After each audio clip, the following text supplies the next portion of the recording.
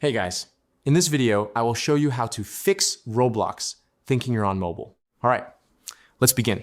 If Roblox incorrectly identifies your PC as a mobile device, there are several steps you can take to resolve the issue. First, disable the touchscreen feature on your computer.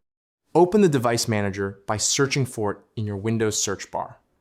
Locate human interface devices and find the HID compliant touchscreen option.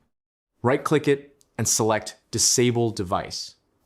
This often prevents Roblox from misidentifying your input method. Next, you should disable the Windows Pen and Ink service. Open Services from your search bar. Press W to find Windows Pen and Ink. Right-click it and select Stop. To ensure it stays off, go to Properties. Set the startup type to Disabled and click Apply. Finally, if the problem persists, perform a clean reinstallation. Go to Settings, then Apps, and select Installed Apps. Search for Roblox,